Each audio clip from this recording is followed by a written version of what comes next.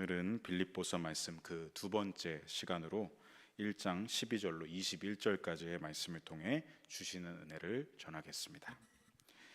지난 시간 빌립보서 1장 1절로 11절까지의 말씀을 통해서 빌립보서의 머릿말에 해당하는 부분을 함께 보았습니다. 바울이 2차 선교 여행의 과거 2차 선교 여행의 첫 복음의 열매이자 이제는 시간이 지나서 어느덧 바울의 든든한 동역자로 성장한 빌립보 지역의 교회들을 향해서 감사 인사를 전하고 또 신앙적인 격려와 권면들을 전했지요. 그리고 마지막으로 바울은 예수님의 마음으로, 예수 그리스도의 심장으로 그들을 사랑으로 품어 기도하고 있는 것을 우리가 함께 볼 수 있었습니다. 그에 이어서 오늘 본문에서 바울은 자신의 간증으로 이제 시작을 하고 있습니다. 먼저 12절 말씀을 함께 화면을 통해서 읽겠습니다. 형제들아, 내가 당한 일이 도리어 복음 전파의 진전이 된 줄을 너희가 알기를 원하노라. 아멘. 여러분, 간증은 하나님의 살아계심과 일하심을 증거하는 것입니다. 바울은 자신이 당한 일, 무언가를 당한 것을 좀 얘기하고 있는데 좋지 않은 일을 당했다는 것을 우리가 짐작할 수 있죠. 이러한 좋지 않은 일을 당했는데 그런 상황 속에 있는데 복음 전파에는 오히려 진전이 되었다라는 것을 간증하면서 너희가 이것을 알기를 원한다라고 전하고 있습니다. 이것을 통해서 우리는 진정한 간증이 무엇인지를 돌아보게 됩니다. 간증은 여러분 나를 드러낸다거나 나를 자랑하는 것이 아닙니다. 간증의 목적과 방향은 어떠해야 합니까? 처음부터 끝까지 나의 일어난 상황 가운데서도 하나님의 일하심을 보았다. 나로 결론 맺는 것이 아니라 지금 바울과 같이 나의 이러한 상황 중에서도 하나님의 일하심을 보았다고 철저하게 하나님의 살아계심을 드러내고 증거하고 자랑하는 것이 바로 간증인 줄로 믿습니다. 바울은 자신이 당한 이런 일이 무엇인지를 13절에서 기록하고 있죠. 13절 말씀을 화면을 통해 읽겠습니다. 이러므로 나의 매임이 그리스도 안에서 모든 시위대 안과 그 밖의 모든 사람에게 나타났으니. 아멘. 자신의 매임을 말하고 있습니다. 좀 매여 있다라는 상황을 얘기하고 있는 것이죠. 이 편지를 쓸 당시 바울은 로마의 감옥에 갇혀 있었습니다. 또한 바울이 지금 시위대를 언급하고 있는 것으로 보아서 바울을 가두고 지키는 병사들은 어떤 사람들이었느냐? 당시 로마의 최정예 부대라고 할 수 있는 시위대였습니다. 시위대는 로마 황제의 직속 부대였습니다. 그 시위대 한복판에 지금 바울이 갇혀 있다라는 것입니다. 시위대는 로마의 방위를 책임진 정예부대로서 그 중요성만큼 이 부대의 책임자 또한 황제의 최측근이 맡았다고 합니다. 그리고 그 구성원들에 있어서도 황제나 귀족의 친척들이 이 시위대에 소속되어 있었다고 합니다. 이렇게 제국의 심장부와도 같은 시위대 안에 바울이 갇혀 있는데 바울은 그 안에서도 어떻게 했다는 것입니까? 시위대와 그 경비병들에게 지속적으로 복음을 전했다는 것입니다. 그렇게 해서 복음이 로마 제국의 심장부에 침투하게 되었고 시위대와 경비병들의 가족에게까지 복음이 퍼져 나가게 됩니다. 이것을 통해서 우리는 무엇을 알 수 있습니까? 바울이 오히려 이 로마의 복음을 전하러 갔다가 갇히게 된 것이 오히려 하나님의 전략이었다라는 것을 우리가 알게 되는 것이죠. 복음을 갇히게 하신 것이 아니라 이 일을 통해서 오히려 제국의 심장부에 복음을 침투시키셨다라는 것을 우리가 알게 되는 것입니다. 분명 바울이 붙잡혀서 갇히게 되었을 때만 해도 바울이 붙잡혔다는 소식을 듣기만 했어도 각 지역의 초대교회 성도들은 어떠했겠습니까? 긴장하고 낙담했을 것이 분명합니다. 하지만 이 일로 하나님의 복음은 갇히지 않고 전달되고 전파되는 것을 그들이 보게 됩니다. 그래서 이 모든 것이 하나님의 전략이었다는 것을 바울도 알게 되었고 초대교회 성도들도 알게 된 것이죠. 자신의 매임이 도리어 복음 전파의 진전이 되었다고 지금 빌립보 지역의 교회 성도들과 그리스도인들에게 간증하고 있는 것입니다. 이렇게 바울의 매임을 통한 하나님의 전략과 하나님의 일하심은 초대교회와 많은 그리스도인들에게 귀감이 되었습니다. 그래서 긴장과 낙담 속에 있던 그들이 이렇게 변화되었다고 바울이 14절에서 말하고 있습니다. 14절 말씀을 함께 읽겠습니다. 형제 중 다수가 나의 매임으로 말미암아 주 안에서 신뢰함으로 겁없이 하나님의 말씀을 더욱 담대히 전하게 되었느니라. 아멘.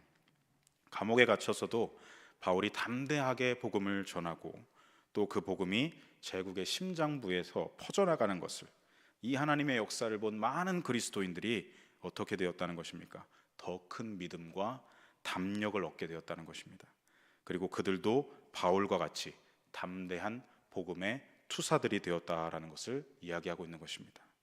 그렇습니다. 이 모든 일을 보았을 때 역설적이지만 바울의 매임은 매임이 아니었습니다. 오히려 복음의 전파였고 복음의 전진이었습니다. 현실의 그 암담한 상황에서도 바울은 절망하지 않았고 시위대와 경비병들에게 복음을 전하며 하나님의 역사를 경험하게 되었습니다. 그리고 그 모습을 보며, 그 바울의 담대한 모습을 보며 믿음과 담대함으로 그리스도인들도, 수많은 성도들도 복음을 전하게 되었다는 것입니다. 여러분, 이렇게 하나님 나라의 복음은 결코 멈추지 않습니다. 전진하고 또 전진합니다. 하나님 나라의 복음은 성령님의 역사하심을 따라서 예루살렘을 넘어가고 온 유대를 넘어가고 사마리아를 넘어가고 땅끝까지 전해지는 것입니다. 그래서 2000년이 지난 지금 저와 여러분이 대한민국 서울시 서초구 영일교회에서 이렇게 하나님을 예배하고 있는 것입니다. 복음이 전진되고 전진되어서 우리에게 왔기 때문에 우리가 이곳에서 예배하고 있는 줄로 믿습니다. 여러분, 이 말씀을 붙잡고 날마다 복음의 전파를 위해 기도해 주시고 그 통로로 복음의 증인으로 담대하게 살아가시는 저와 여러분 되시길 소망합니다. 이어서 15절로 17절까지 말씀을 함께 읽겠습니다. 어떤 이들은 투기와 분쟁으로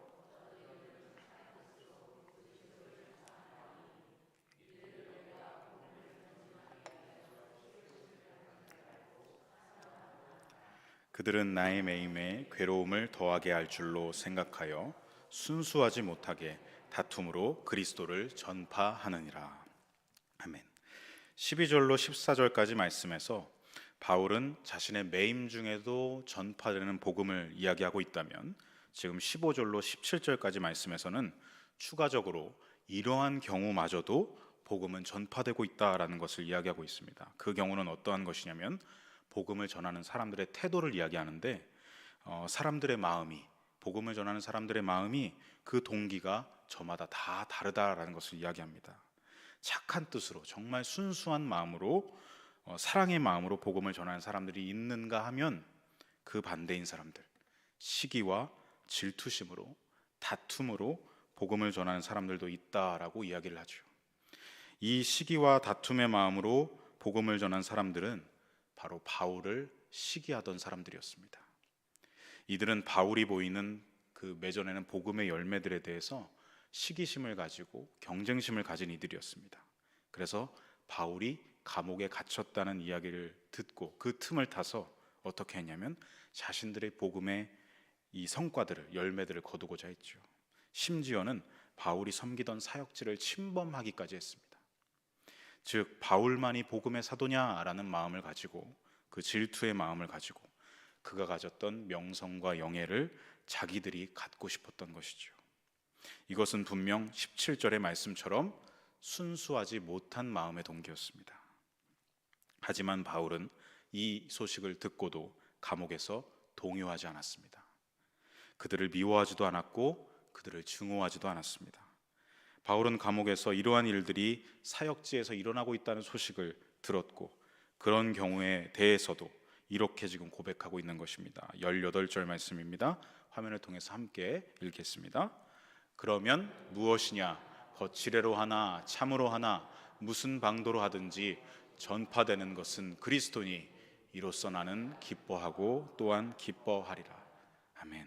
여기서 거칠애로 한다는 것은 포장하는 것, 과시하는 것을 의미합니다. 즉 그 바울을 시기했던 사람들은 이들이 복음을 전파한다는 것은 사실 포장이자 과시적인 것이었고, 그들 안에 있는 진짜 속마음은 시기와 경쟁심과 다툼의 마음, 바울을 향한 그 경쟁 심리가 그들의 진짜 속내였다라는 것이죠. 바울은 이마저도 이렇게 경쟁의 마음을 가지고 복음을 전하든지 순수한 마음으로 복음을 전하든지 어찌됐든 누가 전파된다? 바로 예수님이 전파된다. 예수 그리스도만이 전파된다. 그러니 나는 그것으로 기쁘고 앞으로도 기뻐하겠다라고 말합니다. 기뻐하리라. 즉 앞으로도 미래에도 또 이런 일이 발생해도 나는 기뻐하겠다라는 말이죠. 경쟁의 마음으로 복음이 전해진다 한들 오로지 예수님만 전해지면 된다. 나는 그것이 기쁠 뿐이다 라는 것을 강조하는 것입니다. 비록 바울을 질투하는 마음에서 나온 복음 전파이지만 어찌됐든 그들이 거짓 가르침을 가르치는 것도 아니고 이단의 사상을 전파하는 것도 아니기 때문에 그리스도의 복음의 내용을 올바르게 전하고 있다면 그마저도 나는 기뻐하고 기뻐하겠다는 고백인 것이죠. 이것을 통해서 우리는 무엇을 알 수 있습니까? 바울의 초점은 오직 자기 자신에게 있던 것이 아니라 오직 그리스도의 복음에만 그 초점을 두고 있다는 것을 알 수 있습니다. 그의 모든 관심사가 예수님과 복음에 있다라는 것을 알 수 있는 대목입니다. 다메섹 도상에서 주님을 만난 이후로 그의 삶의 초점이 항상 어떠했는지를 이 말씀을 통해 우리가 알 수 있는 것이지요. 그가 복음을 전한 이유도 그리스도의 몸인 교회를 각 지역에 세워갔던 이유도 또한 그 몸인 교회를 든든히 세워갔던 그렇게 세우기 위해 애쓴 이유도 그렇게 맞아가면서 온몸이 만신창이가 되어가면서도 죽기 직전까지 간 게 한두 번이 아니었음에도 그렇게 온몸을 들이고 자신의 삶을 들여 헌신했던 이유가 그 모든 이유가 자기의 영광과 유익을 위해서가 아니라 오직 그리스도, 오직 복음 전파를 위한 것이었다라는 것을 알 수 있는 것입니다. 과거 여러분 스데반을 잡아서 돌에 맞아 죽게 만든 그 잘못된 열정, 예수 믿는 자들 잡으려고 동서남북 혈안이 되어서 뛰어다녔던 그의 잘못된 초점, 다 자기 열심에서 비롯된 자기 의였습니다. 그러했던 그가 다메섹 도상에서 예수님을 만나고 삶이 뒤집어졌습니다. 그래서 그 열정과 초점이 바뀌고 삶의 방향이 바뀌었습니다. 자기 의를 드러내고 싶은 삶에서 이제는 그리스도의 의를 덧입는 삶이 되었다는 것입니다. 그래서 성경 곳곳에서 바울이 이렇게 고백하는 것입니다. 내게 유익하던 것을 다 해로 여기고 주를 위하여 모두 다 버린다. 움켜쥐었던 모든 것을 잃어버려도 하나도 아깝지 않은 것은 예수를 아는 지식이 나에게 가장 고상하기 때문이다.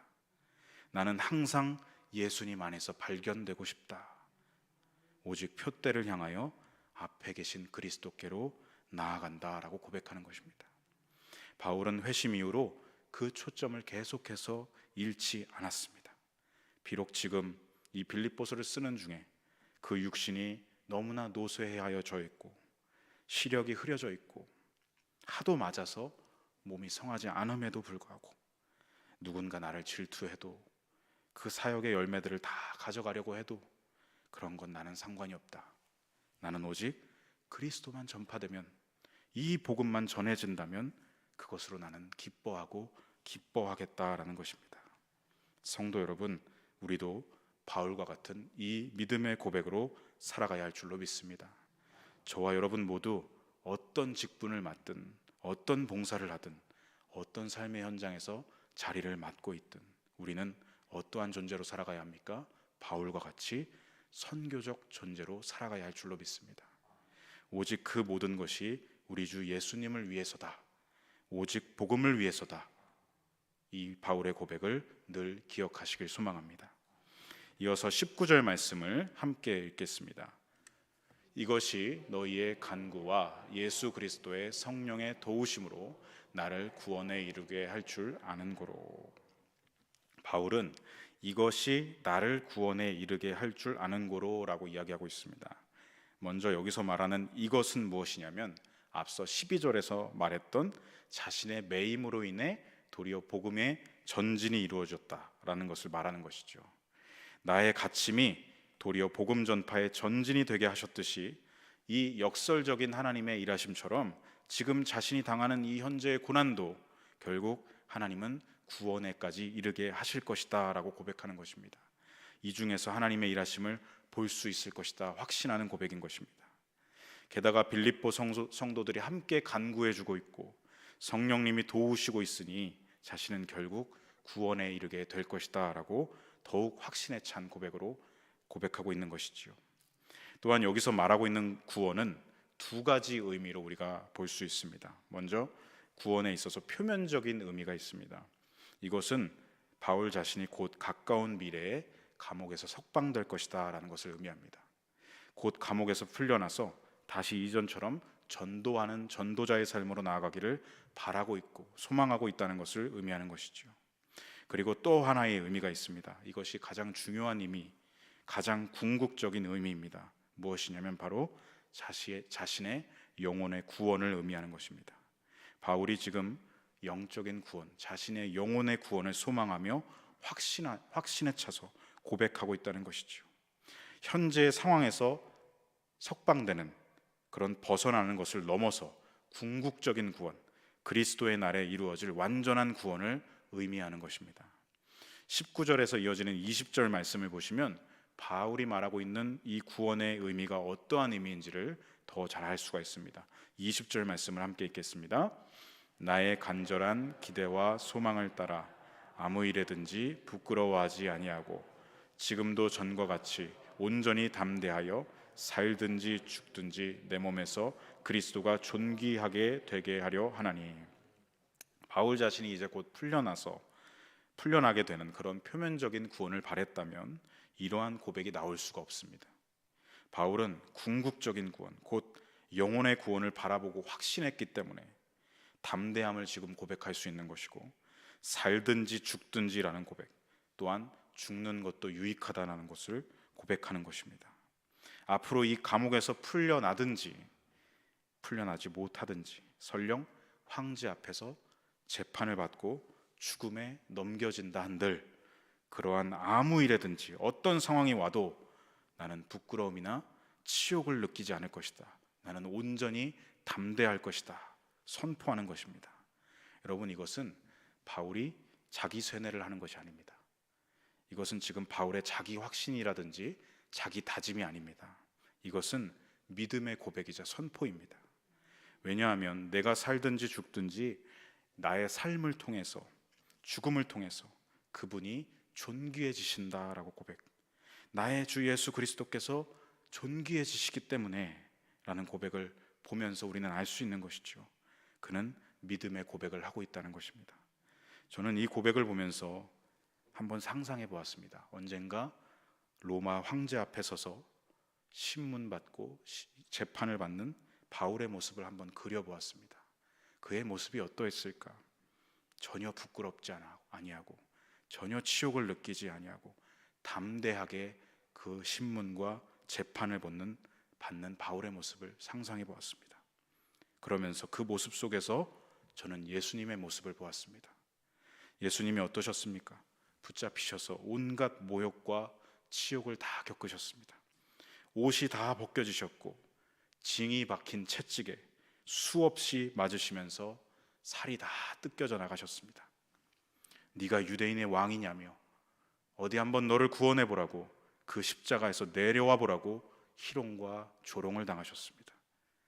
그리고 인류가 만든 가장 최악의 형틀인 십자가에서, 십자가가 어떤 형틀입니까? 사람을 산채로, 죽은 채로가 아니라 산채로 몸에 있는 모든 물과 피를 다 빼서 말려 죽이는 형틀입니다.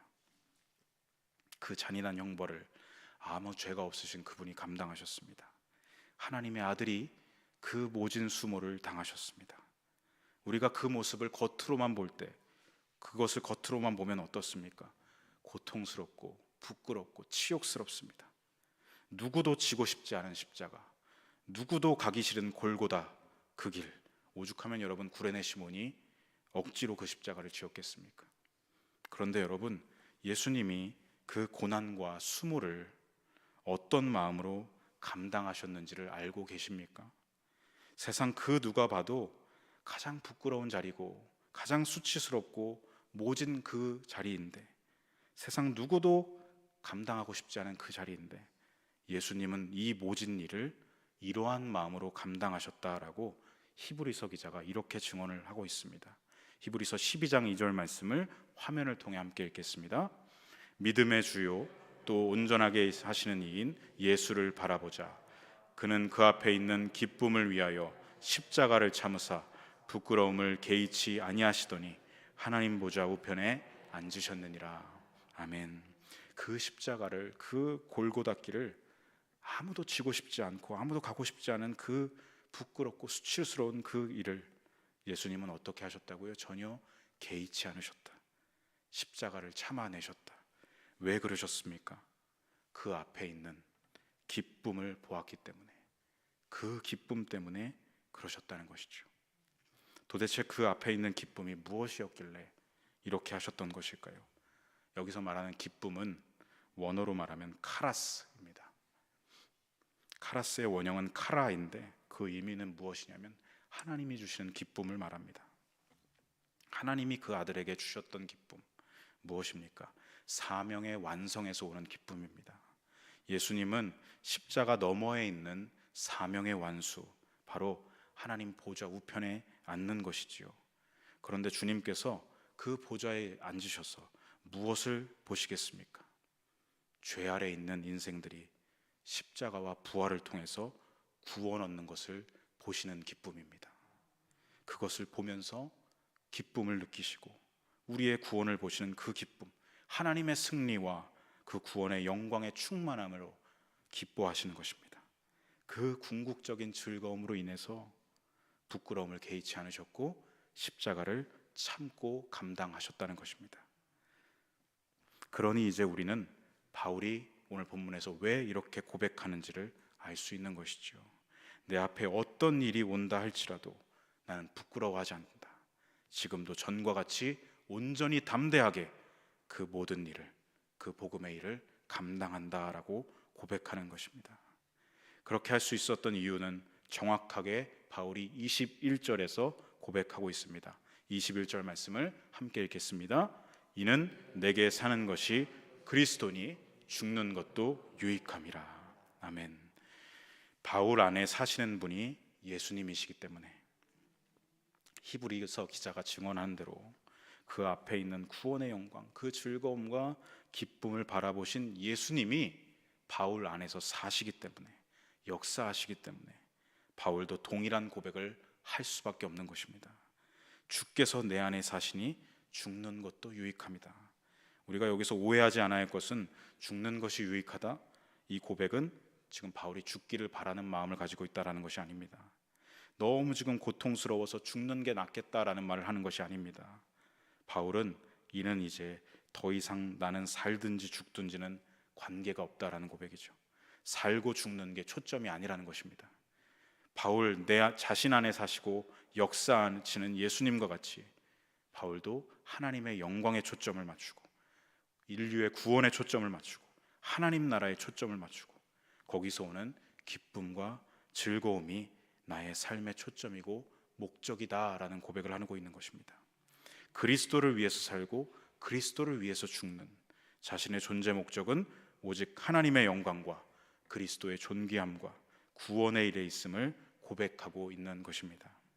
이처럼 바울의 넘쳐나는 담대함과 기쁨의 근원은 오직 그의 안에 사시는 예수 그리스도셨습니다. 그 영광에 집중하니 이제 무슨 일이 와도, 감옥에 매여도, 재판을 받는다 해도 결국 드러나고 전해지는 것은 예수님이시기 때문에 그것으로 기뻐하고 즐거워할 수밖에 없는 것입니다. 여기 모인 저와 여러분 또한 오직 내 안에 사시는 그리스도, 그분을 중심에 모시고 삶의 초점과 목적을 하나님의 영광, 곧 우리 인류의 구원과 하나님 나라를 위해 살아가야 할 줄로 믿습니다. 말씀을 정리하겠습니다. 첫 번째, 바울의 매임은 하나님의 복음 전파의 전략이었습니다. 그의 매임에도 하나님 나라의 복음은 멈추지 않았고 오히려 로마 제국의 심장부에 퍼져나가고 전파되었습니다. 그래서 2000년이 지난 지금 오늘 저와 여러분이 하나님을 예배할 수 있는 것입니다. 그러므로 저와 여러분도 날마다 복음의 전파를 위해 기도해야 하고 복음의 통로로, 증인으로 하나님의 전략에 붙들린 인생을 살아가야 한다는 것입니다. 두 번째, 바울은 자신이 갇힌 것을 틈타서 경쟁심으로 복음을 전하는 이들, 심지어 바울의 사역지와 그 열매들까지도 침범하는 이들을 미워하지 않았습니다. 오히려 그들이 그렇게 경쟁의 마음으로 복음을 전한다 해도 결국 전해지는 것은 예수님의 복음이 아니냐, 그것으로 나는 기뻐하고 기뻐하겠다라고 고백합니다. 저와 여러분도 바울과 같은 이 믿음의 고백으로 살아가야 합니다. 우리가 어떤 직분을 맡든 어떤 봉사를 하든 어떤 삶의 자리에 있든 우리는 바울과 같이 오직 예수님과 복음을 위해 살아가는 선교적 존재로 살아가야 할 줄로 믿습니다. 세 번째, 바울은 어떤 상황에서도 자신 안에 사시는 예수님 때문에 부끄러워하지 않고 담대하며 기뻐했습니다. 그래서 황제의 신문과 재판이 기다린다 할지라도, 그 이후 설령 죽음이 나에게 온다 할지라도 담대하게 기쁨으로 그것을 감당하겠다라고 고백합니다. 그의 초점은, 그의 목적은 사느냐 죽느냐에 있지 않았습니다. 하나님의 영광에 있었고 인류의 구원에 있었고 오직 하나님 나라의 초점과 목적이 있었습니다. 저와 여러분도 날마다 예수님을 삶의 중심으로 모시고 그분이 주시는 담대함과 기쁨으로 하나님 나라를 위해 살아가야 할 줄로 믿습니다. 사랑하는 성도 여러분, 내 안에 사시는 분은, 우리 안에 사시는 분은 예수님이십니다. 이 믿음이 담대함과 기쁨이 되어서 모든 상황을 이기고 세상을 이기는 그리스도인의 힘입니다.